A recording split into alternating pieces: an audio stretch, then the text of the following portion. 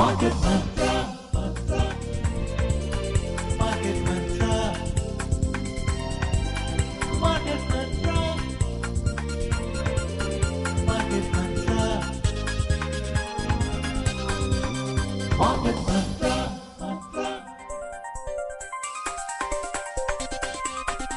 Market Mantra.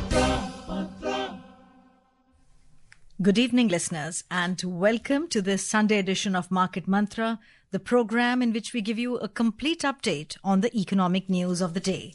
And today being Sunday, we'll also be taking calls from our listeners on any queries that you may have on mutual fund and related matters.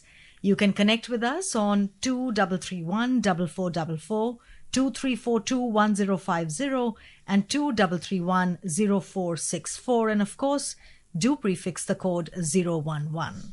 Along with Subodh Mishra, I am Sarabjit Kaur. धन्यवाद सरबजीत और नमस्कार श्रोताओं। कारोबारी खबरों के साथ market मंत्र हाजिर है। आज रविवार है और हर रविवार की तरह आज भी हम म्यूचुअल फंड से जुड़े आपके सवालों के जवाब देंगे। सवाल पूछने के लिए आप इन नंबरों पर फोन कर सकते हैं 2331-4444, 2342-1050 और 2331-0464। इससे पहले एसटीडी कोड 011 डायल करें। आज की खबरों पर चर्चा करने और श्रोताओं के सवालों के जवाब देने के लिए हमारे साथ स्टूडियो में है mutual funds expert Ashutosh Gupta. Ashutosh, market मंत्र में आपका स्वागत है। जी, बहुत धन्यवाद। पहले हेडलाइंस के साथ Sarabjit. US cuts tariffs on several food items, including those imported from India. Domestic markets to focus on domestic economic indicators and global trends for cues next week. And global coal prices jump over 2% last week. America ने भारत समेत कई देशों से आयातित खाद्य वस्तुओं पर शुल्क कम किया। अगले हफ्ते भारत के शेयर बाजारों का फोकस रहेगा देश के आर्थिक संकेतकों और वैश्विक उतार चढ़ाव पर। और पिछले हफ्ते सोने की वैश्विक कीमतों में 2% का उछाल।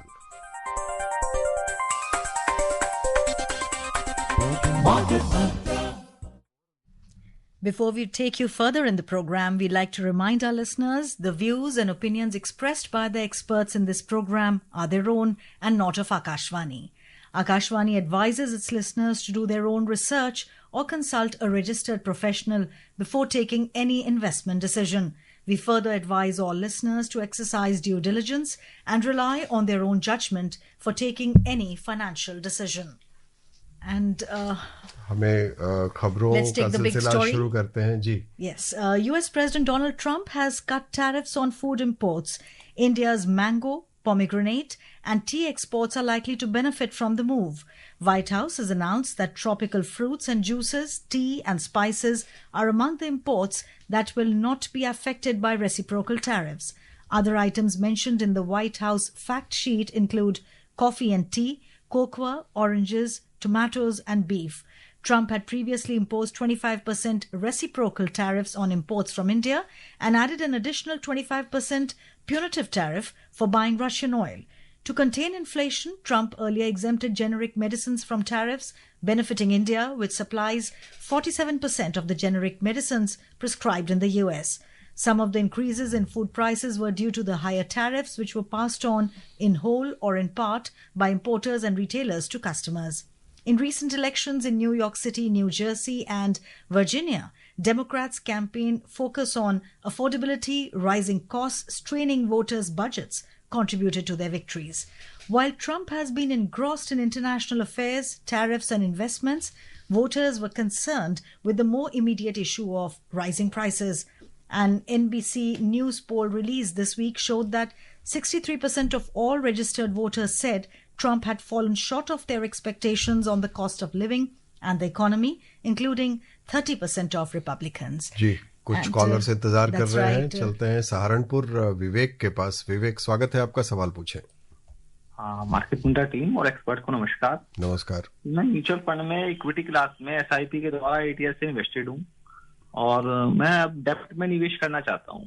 जैसे सर हमने मेरे पास जो इक्विटी में फंड है वो पारंपरिक फ्लेक्सी कैप, एसबीआई कॉन्ट्रा और Nippon India multi cap code portfolio में है सर।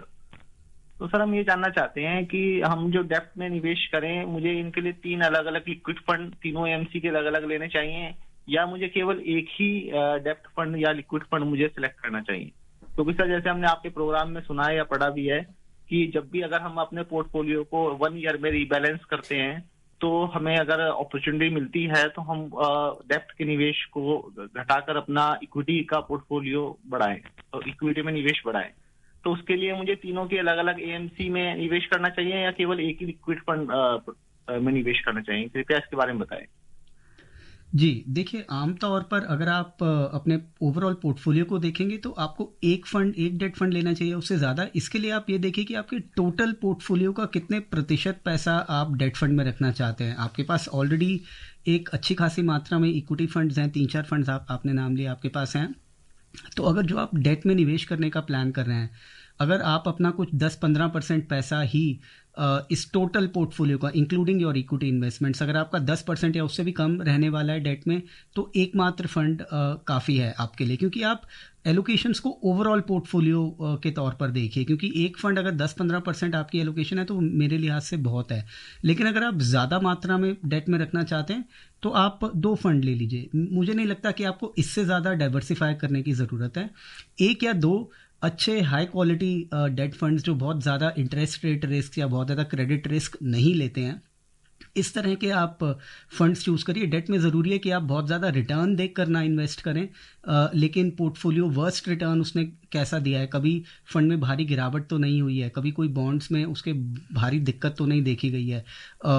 अगर एक फंड रीजनेबली थोड़ा सा एफडी से आपको एक कंसिस्टेंट तौर पर थोड़ा सा एफडी से ज़्यादा रिटर्न दे देता है और एक हाई क्वालिटी पोर्टफोलियो मेंटेन करता है, कॉस्ट उसका कम रहता है, एक्सपेंस रेशियो पर ध्यान दें, अगर ये सारी बातों पर वो खरा उतरता है तो मेरा ख्याल उसको एक अच्छा डेट फंड मानेंगे और आप ऐसे 1 या 2 फंड में निवेश कर सकते हैं। Well, I see some callers lined up from Delhi. Yogesh ji, अपना सवाल पूछिए।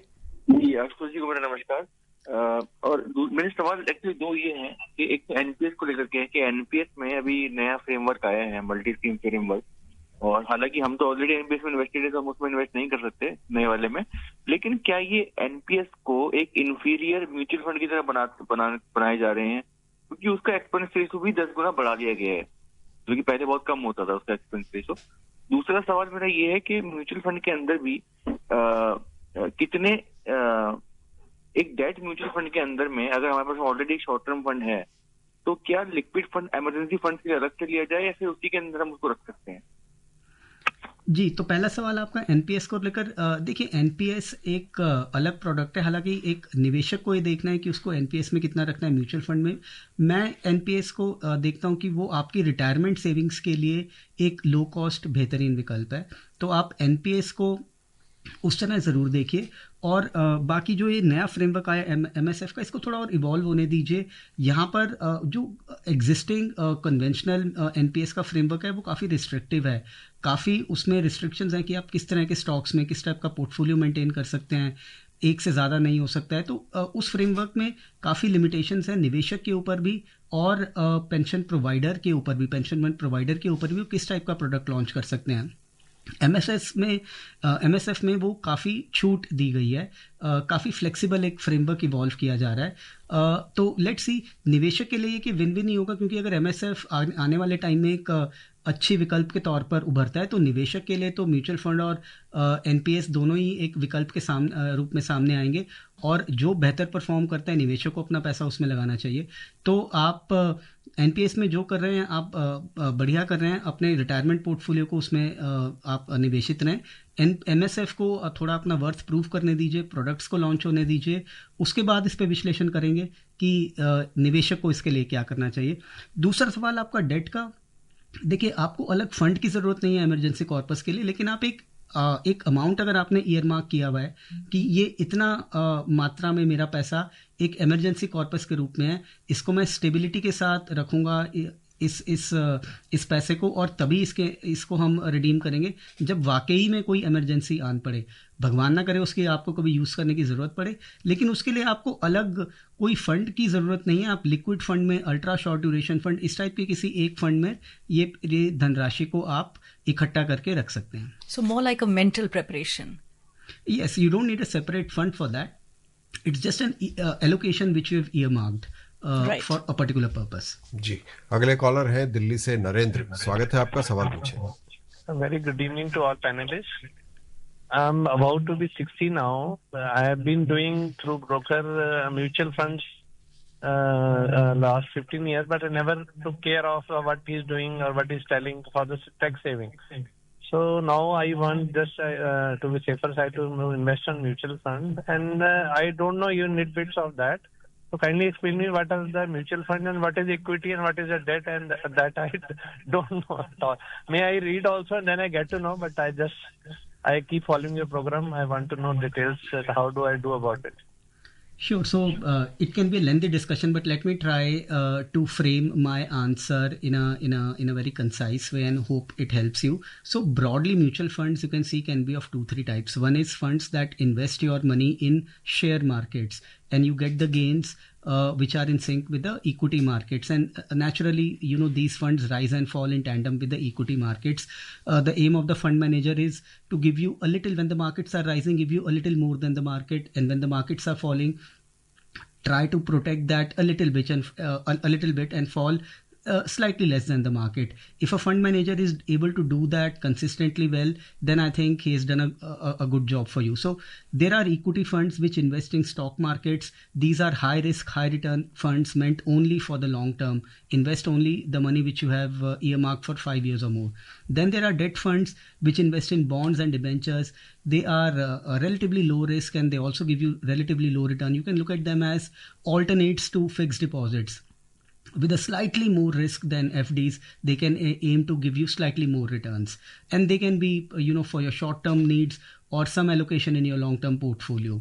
And then there are hybrids which invest in a combination of stocks and bonds in varying proportions. So in a nutshell, these are the 3 types of funds. Now, funds are well regulated, very transparent, but they do not guarantee returns, unlike FDs.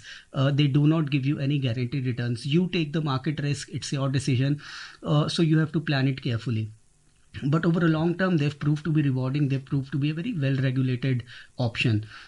So for a retail investor who wants to participate in the markets, who wants to achieve market-linked returns and aim to generate wealth, mutual funds over the years have proved to be the most viable and the most robust in a regulatory way option for retail investors. So with that framework, you can consider them.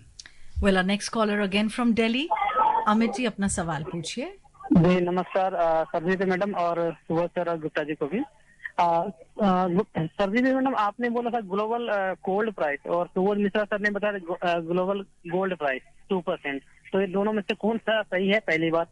दूसरी बात सवाल ये है गुप्ता जी से कि sir hybrid fund और multi cap fund in दोनों में से कौन सा बेहतर है, और मल्टी कैप फंड में स्मॉल कैप भी है और स्मॉल कैप भी है और मिड कैप भी है। तो मल्टी कैप फंड बनने का पर्पस ही क्या है कि जब स्मॉल कैप और बना हुआ है और मिड कैप बना हुआ है। धन्यवाद सर।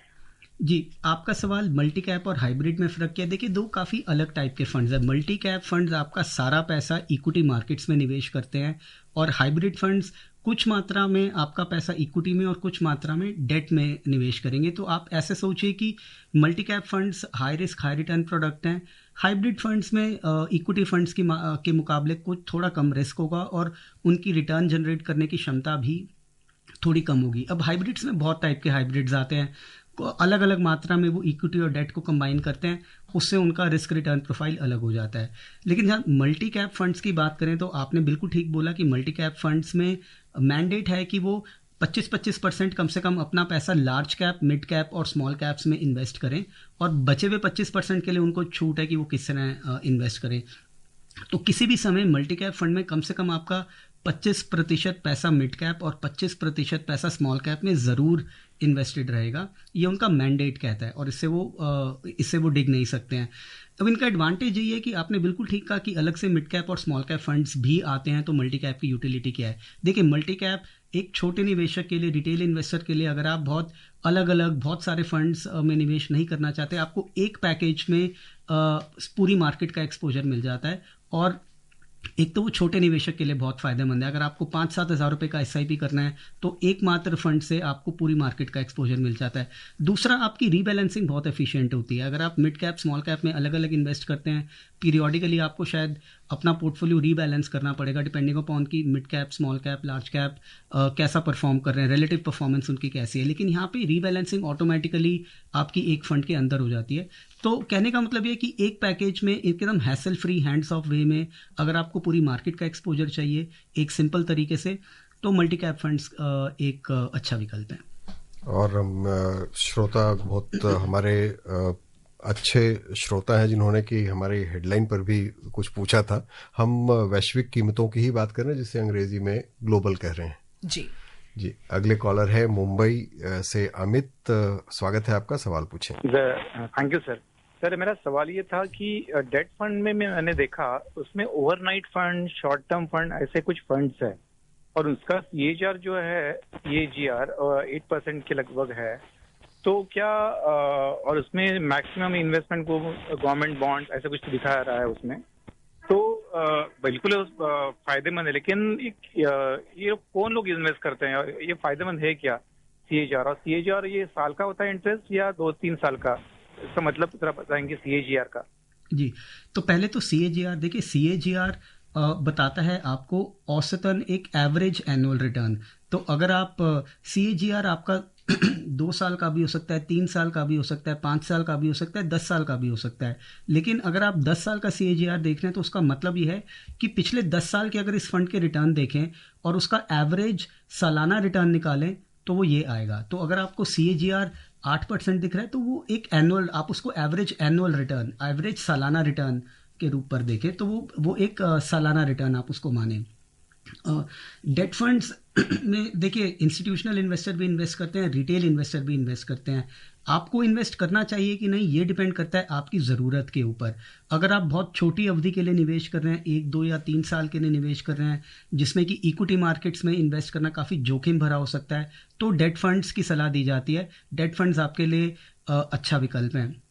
अगर आपको अपने लॉन्ग टर्म पोर्टफोलियो में कुछ डेट की मात्रा बरकरार रखनी है, उसके लिए भी डेट फंड्स एक अच्छा विकल्प है। आप इनको एक FD का ऑल्टरनेट के रूप में देखें कि आप FD से ये आपको थोड़ा ज़्यादा रिटर्न देने में सक्षम हो सकते हैं। थोड़ा सा आपको ज़्यादा रिस्क लेना पड़ेगा, लेकिन ये फंड्स FD के मुकाबले थोड़ा सा ज़्यादा रिटर्न देने में सक्षम रहते हैं। तो आपको अपनी उस नीड के लिए, उस ज़रूरत के लिए इनको एक विकल्प के रूप में देख सकते हैं।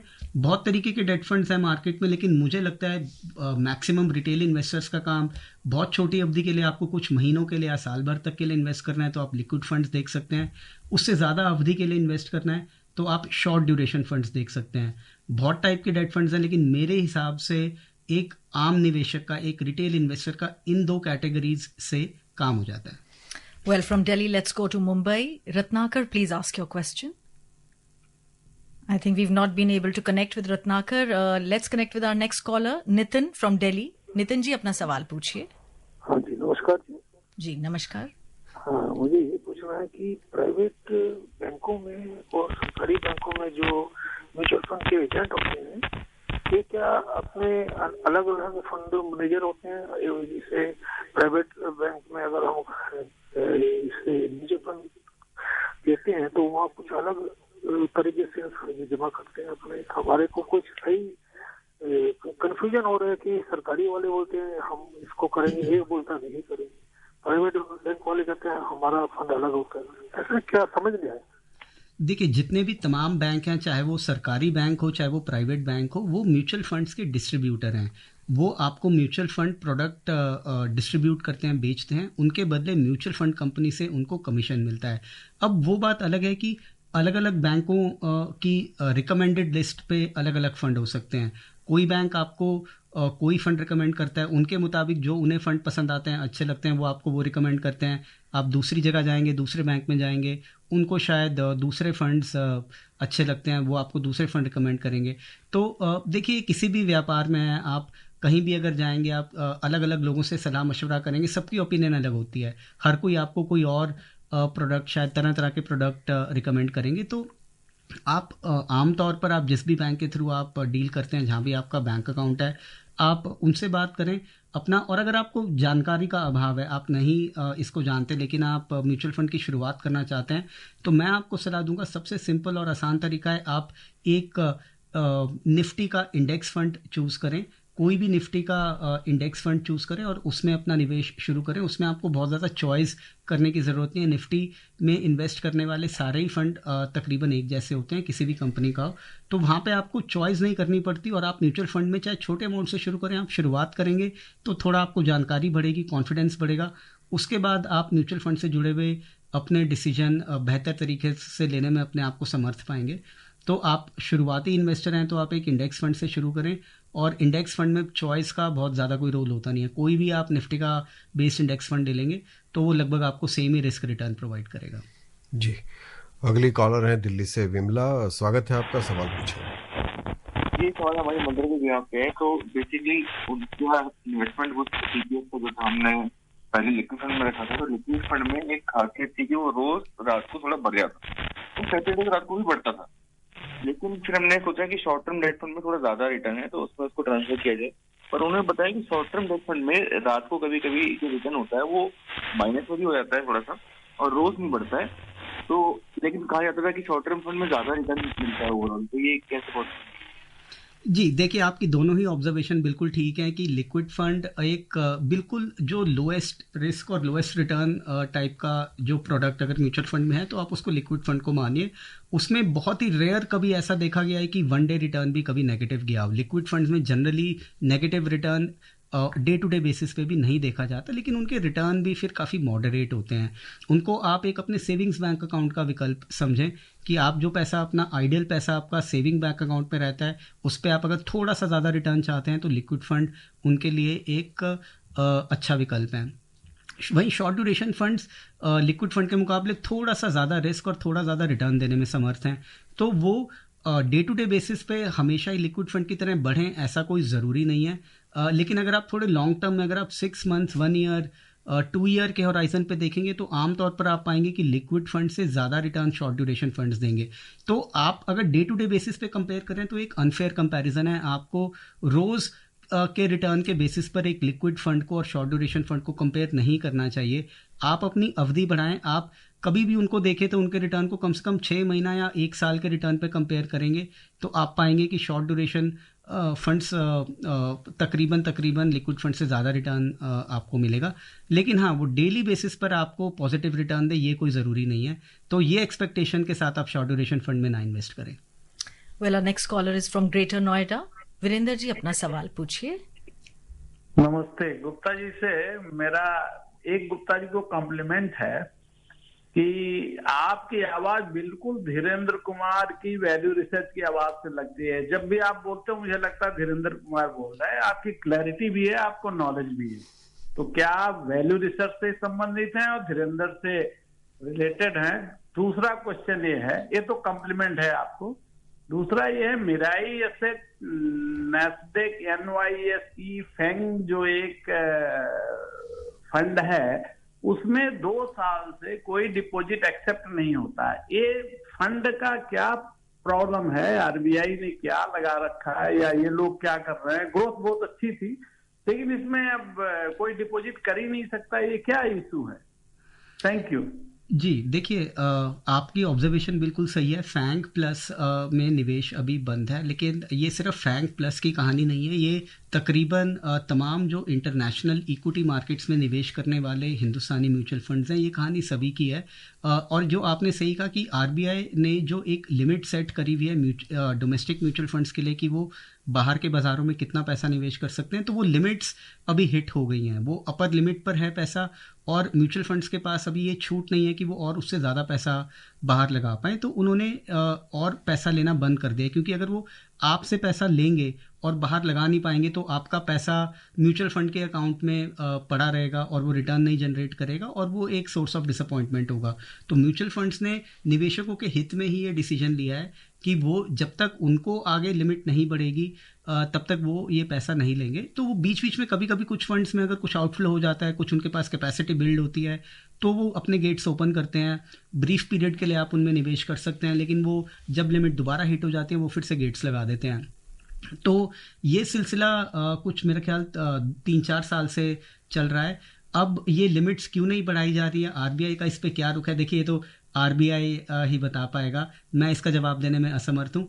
लेकिन हाँ, आप इनका ट्रैक रखिए, क्लोज वॉच रखिए। फैंग प्लस एक अच्छा विकल्प है इंटरनेशनल इक्विटी मार्केट्स में। जब खुले आप तब निवेश करिएगा, तब तक आप पेशेंटली उसको ट्रैक करिए। जी, अगले कॉलर हैं मुंबई से रत्नाकर। स्वागत है आपका, सवाल पूछें। Hello, good evening sir. Good evening. मेरा सवाल है कि ये जो ELSS फंड है, ELSS फंड का अभी टैक्स बेनिफिट के लिए कुछ फायदा हो सकता है, क्योंकि इनकम टैक्स का स्ट्रक्चर भी चेंज हो गया है, उसके लिए ये सवाल है। और दूसरा सवाल है कि गोल्ड लेने के लिए म्यूचुअल फंड में क्या ऑप्शंस है, गोल्ड हम कैसे ले सकते हैं म्यूचुअल फंड से? Thank you. जी, आपका पहला सवाल ELSS अभी नए स्ट्रक्चर में कामयाब होगा या नहीं होगा, क्या है उसका? तो देखिए, ELSS को आप अगर आप न्यू टैक्स रिजीम की तरफ जाते हैं जिसमें आपको कोई 80C का टैक्स बेनिफिट नहीं मिलेगा, तो आप ELSS को मानिए कि एक तरह का आपका फ्लेक्सी कैप फंड है जिसमें 3 साल का लॉक इन है। तो अदरवाइज उसमें टैक्स ही कोई और यूटिलिटी नहीं है। तो आप फ्लेक्सी कैप फंड या कोई भी और विकल्प उसकी जगह देख सकते हैं। टैक्स का बेनिफिट आपको न्यू टैक्स रिजीम में नहीं मिलेगा। जहाँ तक आपका दूसरा सवाल है, तो बिल्कुल गोल्ड में निवेश करने वाले म्यूचुअल फंड्स हैं जो गोल्ड ETFs या गोल्ड फंड ऑफ फंड्स के नाम से आपको मिलेंगे। आप उनमें गोल्ड में एक्सपोजर लेने के लिए आप उनको ज़रूर देख सकते हैं। Well, let's connect with Sanjay now from Mumbai. Sanjay ji, अपना सवाल पूछिए।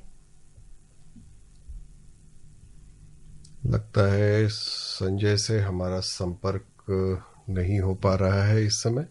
उससे कट गया। अगली खबर पे गौर करते हैं कि बाजार का रुख क्या रहेगा, उसका अंदाज़ा लगाएं। पिछले हफ्ते 1.5% से ज़्यादा की बढ़त के बाद अगले हफ्ते देश के बाजारों का फोकस सर्विसेज PMI और बुनियादी ढांचे के आउटपुट के आंकड़ों जैसे संकेतकों पर रहेगा, क्योंकि दूसरी तिमाही की आमदनी की खबरों का दौर लगभग खत्म हो रहा है। अगर वैश्विक स्तर पर देखें तो बाजार का मूड अमेरिका के अहम आर्थिक निर्णयों से प्रभावित होगा, जिसमें FOMC की ताज़ा बैठक की जानकारियां भी शामिल हैं। 20 नवंबर को अमेरिका में सितंबर के जॉब्स के आंकड़े जारी होंगे और FOMC की ताज़ा बैठक की जानकारियां भी सार्वजनिक की जाएंगी। बिहार विधानसभा चुनाव में एनडीए की भारी जीत से भारतीय शेयर बाजारों में साप्ताहिक कारोबार के अंतिम दिन उत्साह का रुख रहा। पिछले हफ्ते सेंसेक्स और निफ्टी दोनों में 1.6% की बढ़त रही। भारत में 20 नवंबर को अक्टूबर महीने के लिए बुनियादी ढांचे के आउटपुट का आंकड़ा जारी होगा और 21 नवंबर को PMI डेटा जारी किया जाएगा। Gold prices in international markets jumped over 2% last week to end at $4,084 per ounce, even after it dropped 3% on Friday on hawkish remarks from US Federal Reserve officials, dimming hopes for a December interest rate cut. Spot silver prices also surged over 5% during the week to end $50.58 per ounce. जी, और एक खबर अफगानिस्तान से भी है। पिछले महीने सीमा पर हुई झड़पों के बाद अफगानिस्तान अपने पड़ोसी पाकिस्तान पर निर्भरता कम करने के लिए ईरान और मध्य एशियाई देशों के साथ व्यापार बढ़ा रहा है। अफगानिस्तान पाकिस्तान की सीमाओं पर लगातार आ रही बाधाओं से बचने के लिए ईरान के चाबहार बंदरगाह का इस्तेमाल कर रहा है। अफगानिस्तान के उद्योग और वाणिज्य मंत्रालय के अनुसार पिछले 6 महीनों में ईरान के साथ उनका व्यापार $1 अरब 62 करोड़ का था, जबकि पाकिस्तान के साथ $1 अरब 10 करोड़ 80 लाख का था। मंत्रालय के अधिकारियों ने बताया कि विविध व्यापार मार्ग आयात निर्यात को स्थिर रखने के लिए जरूरी है।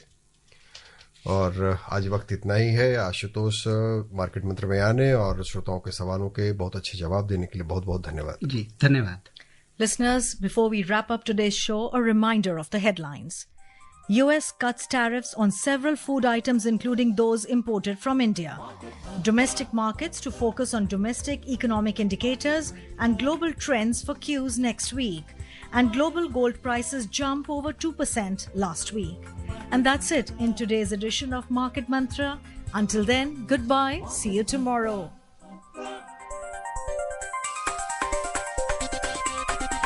Market Mantra.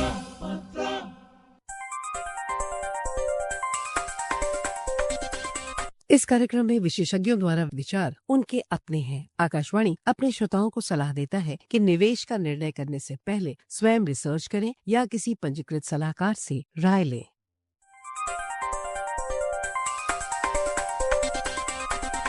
Market Mantra.